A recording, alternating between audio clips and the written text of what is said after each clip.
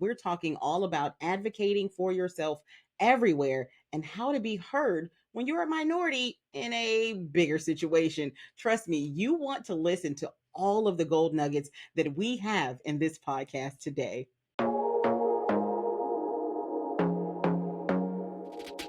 Hello, everyone, and welcome to another episode of Break into Law School. I'm your host today, Lavetta Jenkins, and we are talking to an amazing, phenomenal lawyer. Welcome, Amani. Thank you so much for being our guest today. Thanks so much for having me, Lavetta. Oh, it's going to be an amazing conversation. I can tell already because you've got an interesting yet different background from any of my other guests. Tell us a little bit about yourself and how you ended up on your particular journey to become a lawyer. Yeah, of course. So I grew up in Tampa, Florida. I grew up to two immigrant parents. Both my parents are originally Palestinian. My dad is Palestinian and he came to the US for college when he was, in his 20s. My mom was born in Algeria and she came to the US when she was around 3 or 4. She moved to the Bronx and that's where she grew up. My parents are Muslim. I'm Muslim as well. I went to a very small Islamic private school for the first 14 years of my life. So I grew up in a pretty conservative community. I transferred to a public high school. I went to a tech school and I studied commercial art. So I actually have a background in advertising design, which is very interesting for someone who turned out to be a corporate lawyer. Growing up, the struggles of my community, I grew up obviously in a post 9/11 world, and I saw a lot of the discrimination and oppression against the Muslim community. It always kind of led me toward the law and like a path towards advocacy, particularly for my community. So I went to college in Florida. I ended up moving to New Jersey for law school. I kind of explored a lot of my passions in law school: human rights, international law, civil rights, and ended up actually coming out mergers and acquisitions lawyer, so a corporate lawyer. And we can talk about, advocacy in that space because it's so important. You can really be an advocate in any space that you step into. I am an associate at Lowenstein Sandler in their New Jersey office, primarily do mergers and acquisitions. I'm a second year associate, and I'm vice president, like you said, of the Muslim Law or the New Jersey Muslim Law Student Association, and I was actually president in law school of the Muslim Law Students Association. So that's kind of my background and where I am now. Awesome. So you went to, like you said, private school for the first 14 years. How big of a shock was it to then go to public high school where things are not as tailored as they were in a private school setting? Oh my God, it was the biggest cultural shock, which is so funny because I just went 10 minutes down the road to the public school, but my entire life I had only ever been surrounded by other Muslims and other people who had the same beliefs as me. And all of my friends were people I went to school with. They were also Muslim. And outside of it, I was involved in all of my, community kind of activities were connected to our mosque, which was also part of the Islamic school. So I went out and I went to this public school, and you have people of different religions and different backgrounds and different cultures. And it was a shock to me, but I actually ended up thriving even more in that environment and just, I think, developed like a curiosity more for other people instead of kind of backing into a shell of like, oh my gosh, this is so different than what I'm used to. I was like, oh wow, this is so interesting. So I think at first it was a culture shock, but I ended up loving it and thought like, oh man, I should have left sooner. There are a particular group of people who do thrive in that kind of situation where, all of a sudden I've only been around people who were the exact same as I am. And now I'm somewhere different. And instead of, pulling in and becoming an introvert, you sought out ways to learn and understand other people. And I think that may have made you even better as a lawyer and better with understanding people and different backgrounds, wouldn't you say?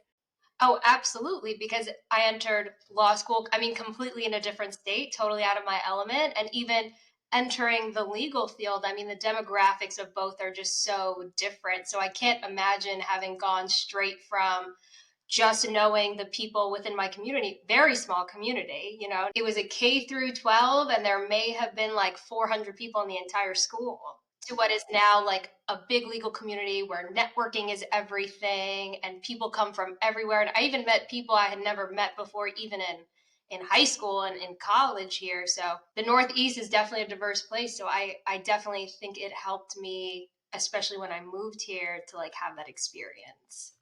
Now, when someone hears Muslim lawyer and they know you're a woman, they automatically have the stereotype that you're going to come in a hijab and you're not going to be as friendly and personable.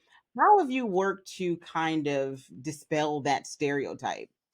Oh, absolutely. I mean, I think everybody kind of has one idea of what it means to be Muslim and what it means to be a Muslim woman. And I mean, especially when I was in college, and you're kind of, everyone wants to like debate in college, and you're in all the political science classes. And I've actually had people tell me, well, you are oppressed, but you just don't understand it because maybe it's something you're used to. And I was like, oppressed? I am not oppressed. Like, what are you talking about? Like, do you see me here? So it was something, you know, growing up kind of just strictly within my community, it was something I didn't really understand, like the outside world's perception of what it means to be a Muslim woman.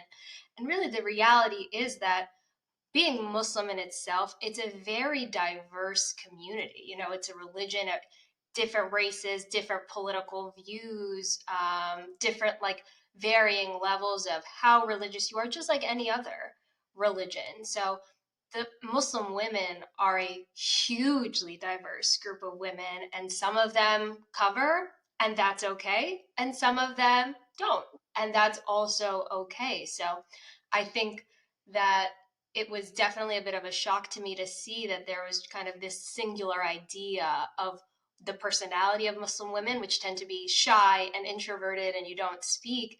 And when, you know, I grew up around a community of very strong and very outspoken women, some of them who cover and some of them who don't. And the reality is that it's just such a diverse group of people. And I'm thankful that you are showing everyone how diverse you all are. Has there been any point in your professional career where you face like challenges or anything specifically because of your personal beliefs and your values? Yeah, I mean, absolutely. I think that this really applies to a lot of Muslims. And you know, I'll give one example. When I was in law school, you know, typically your second year, you'll intern at a law firm, and then hopefully they'll give you a return offer. And your summer is really to network with everybody, and you want them to get to know you and get to know your personality and like you enough to extend your return offer and hopefully work with you when you come back as an associate. And, you know, me as a Muslim, I don't drink and I never have. And I think the struggle I faced coming in as a summer associate was, and I think this is standard across the legal field, but a lot of things are centered on let's get a drink, let's do a happy hour. And even the conversations with other attorneys were about alcohol. I remember it was a table, we were at a barbecue, and they were talking about, you know, Costco vodka. And I didn't speak for like 1 hour because I was like, I have no idea what they're talking about. Like, I have no way to enter this conversation.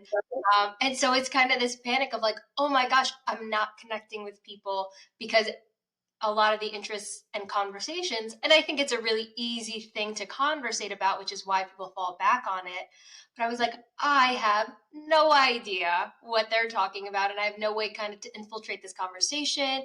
And am I going to make meaningful connections with people if I can't talk about this? There's, of course, if you're at a happy hour and people don't see a drink in your hand, they're like, well, why aren't you drinking? Why don't you drink? And you know, as like someone who's coming in and you're an intern and you're a law student, and I went straight through, so I was also younger and really eager to make a good first impression. I was like, oh my gosh, this why does this have to be the conversation starter every time?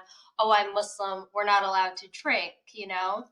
And so that definitely, I was, you know, one, feeling like the connections I was making with people, like maybe were it wasn't as fast as what other people were making. So that I think was definitely like the first struggle where I was like, oh my gosh, is this putting me at a disadvantage?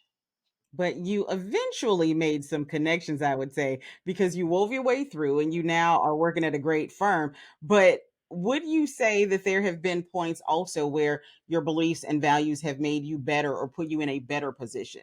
Yeah, no, absolutely. And I absolutely did because I couldn't have those kinds of like very surface level conversations. You kind of had to step out the box a little and be like, okay, well, what else can I talk to people about?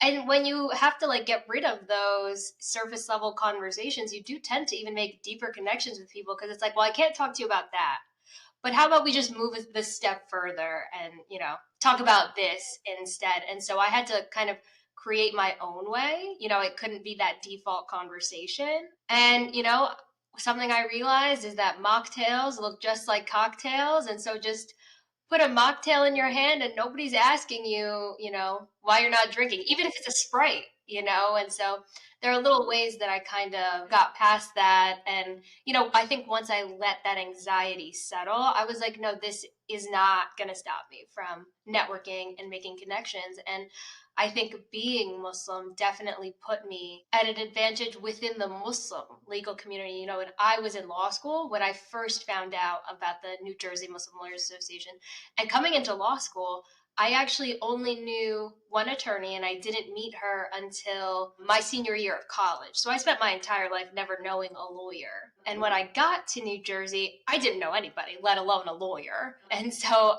I heard about the New Jersey Muslim Lawyers Association, and I said, here's a chance not only to meet people, but to help advocate for my community and like the Muslim legal community. And so I joined it as their law school liaison when I was a first year law student and stayed on for 2 years and then immediately became its vice president after that. And then this is my second term as its vice president. But I think what's so special about it is that it's a growing community, but it's still a smaller, affinity bar association. But it's so important because we all are so supportive and wanting to like push each other to get to wherever you want to go. If it's a corporate law firm, if it's a seat on the bench, if it's civil society, if it's public interest, it's such a supportive community in New Jersey. And I'm so grateful to be a part of it. It sounds really, really almost like a family, a small family of lawyers that are committed to helping each other succeed. Have you ever had to really struggle or come to grips with trying to balance your faith and your profession? Do you have your own personal morals and beliefs, but then there's something else here that you have to deal with. How do you manage that? Yeah, no, I mean, it's tough. I think, especially as a younger associate and, in the corporate law space, there's not a lot of senior Muslim attorneys to look up to and say, well, how did you handle this? A lot of us are the first and we're kind of figuring it out ourselves and as we go. And that can be so scary. Like, for example, Ramadan is coming up and Muslims are going to be fasting from sunrise to sunset.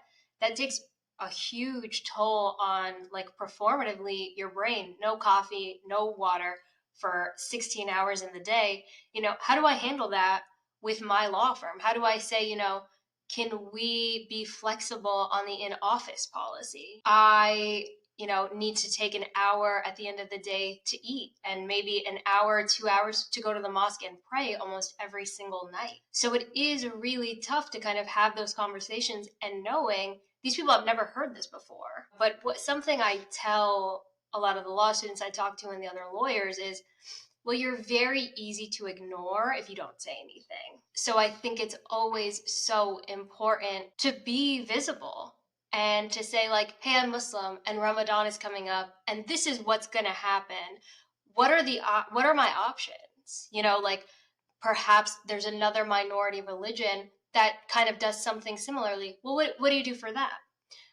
When I was in law school, actually, our exams almost always fell during Ramadan. And when I was in the Muslim Law Students Association, we talked to the administration on like, what are the accommodations we can give to students? Because if this is about being fair, How is it fair that I have to take a 4 hour exam, no water, no coffee, no food?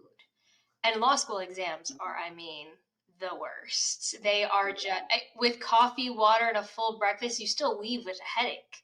Imagine having to fast. So again, I think it's just about you have to say something because no one knows. And why that's really important is because you might be the first, but hopefully you're not going to be the last. And so that's when I'm talking about like advocating in whatever space you're in. You're in a corporate law firm and you're the first Muslim. How are you going to advocate for everybody who's going to come after you so that 5 years down the line, the next Muslim first year associate isn't asking and isn't telling people, oh, Ramadan is coming. They're like, oh, we already know. We already know, and here's what you can do. You were answering questions before I can even write them and say them to you because I was seriously going to say, we spoke earlier about advocating everywhere. And then you said, and I wrote it down because it was perfect. You're easy to ignore if you don't say something. And I think that oftentimes minority communities or people who are a little bit underrepresented in spaces tend to not say anything, especially if you're a little older like myself. You tend to not say anything because you don't want to create the wave, you don't want to be seen as difficult or starting. But if you don't say something, they'll never know, and then there'll never be accommodations for somebody who's coming right after you. Exactly, exactly. And I think it's because a lot of us are, I came into the position and I didn't have a lot of people to look up to say, oh, well, she did it and I can do it. So it's exactly right. You don't want to make the waves. You just kind of want to be like, oh, well, I'm grateful to be here and that, that's it. And I'm just going to do whatever I don't want to cause any trouble. But you're not causing any trouble. You're not causing any trouble by saying, hey, I am at a disadvantage here because of my religious beliefs. Muslims, we pray every Friday. The American calendar, that's on a weekend for us. If you go to the Middle East, it's Friday and Saturday. Here it's Saturday and Sunday. And I think a lot of Muslims, and I've talked to a lot of students, they won't tell their firms, like, hey, I need an hour to go to the mosque because they're like, well, what are they going to think? It's like you're away for 45 minutes on a Friday. And I think a lot of these law firms, with kind of like this new era of like importance on DEI, and I think people are starting to finally be honest about it and actually be flexible. And they want diversity, and there's things you have to accommodate when you want a diverse associate class, and one of them being that not all of us are equally positioned based on our holidays, our calendars. You have to say something because nothing's going to happen if you don't say something. That is a perfect gold nugget for anybody who's looking for, maybe thinking that, maybe I should stand up and say something. You have to. You absolutely have to in order to make things better for those coming behind you. And right now, I know there's someone of the same faith or similar faith in undergrad who's contemplating, becoming a lawyer because maybe they won't like me because of who I am or what I believe. And they might be apprehensive about a lot and how they'll be viewed. Can you share some words of encouragement to someone who's definitely following in your footsteps? Yeah, and what I'm going to say is don't be afraid. Don't be afraid to be the first of whatever it is that you want to be. But, and it's funny, I spoke on a panel at Rutgers Law School a couple of days ago, and it was me, who's a corporate attorney, and then somebody who is in a public interest field. And she said, if you're going to go the corporate route, that's great, but don't lose your activist soul when you get there. And that really goes back to it's okay to be the first and it's scary, but don't make it so I'm just not going to cause any waves. Think about how can I better my community so that I am the first, but I am definitely not going to be the last. You being the first lawyer that you knew in your community to really strike out, but pave the way for people coming behind you, and you're still so young. Where would you suggest that others look for a community of like minded people while they're in school, or what should they do if there isn't one?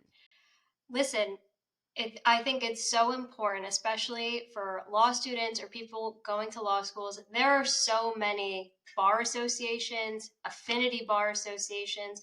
where you're going to be surprised to find people who look like you, who have the same experiences as you, who grow up like you. And we tend to think like I am alone, and really, you're not. You know, like there are people, you just have to seek out and find them. We had our Muslim Heritage Month event, 3 days ago. We interviewed the first Muslim and Arab American judge appointed to the New Jersey Superior Court, and he helped start the New Jersey Muslim Lawyers Association about 20 years ago. And I said, well, how many people did you have back then? And he went to a law school. He was the only Muslim in the entire school. And he said, we started with 10 people. It was just 10 of us in the entire state of New Jersey when we started this. And he's looking out to a crowd of about 80 people.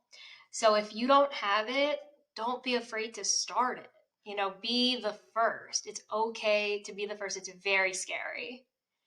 But think about 20 years down the line when you're being interviewed by some second year associate and now you're a superior court judge for the last 15 years. Think about how you're going to feel that you helped pave the way for the success of your community. That is stellar. If there's someone in a different state who may want to have something like this, because I'm not sure if they're everywhere, but trust me, there's somebody who wants to know, how can they find out more information on starting their own Muslim Lawyers Association? Yeah, so I mean, luckily there's a National Muslim Lawyers Association, NAML. I would definitely get in touch with them. A lot of the states do have them, not all of them do, but the national chapter tends to either help people start them, or if there probably isn't just five Muslim lawyers in your state, but if there is, I think the national group is a great way. They're very active, and they kind of do things everywhere. So I would definitely reach out to them. And, if you ever need any assistance, feel free to reach out to me too, and I can definitely connect anybody with the right people. Awesome. So let's say there's a young Muslim woman out there who doesn't really think that she can, and she's hearing what you heard, oh, you're oppressed and you don't know it. What would you say directly to her? Very simply, I said, you can. Why not? Who says? I think that that's the big thing is we have to support each other and we have to encourage each other to do whatever it is that you want to do, and anybody can do anything they want to do, and no one should tell you you should do this instead or you shouldn't do this. I think everybody has the potential to be exactly what they want to be. So don't let anybody tell you otherwise. That was amazing. So, where can people find you or find out more about you for those who are listening or watching? Yeah, so head over to the New Jersey Muslim Lawyers Association website. My email and contact information should be there. I'm on LinkedIn, I'm on all those platforms. So I'm always happy to talk to anybody who's kind of on the fence or maybe hearing a lot of voices around them telling them what they should and shouldn't do. So I always make myself available to students, to law students, even to attorneys, whoever needs it. Please don't hesitate. It really is such a supportive community. And there's so many of us out there who are willing to kind of be that support system for anybody who might need it. Awesome. And I know from here on out, I'm going to live by the saying, you're easy to ignore if you don't say something. I'm definitely going to print that one out and hang it up. Thank you so much, Amani, for being my guest today. I appreciate you and thank you for sharing your wonderful words of wisdom. Thank you so much for having me, Lavetta. This is an amazing podcast. So great, so needed in our community. So thank you for having me.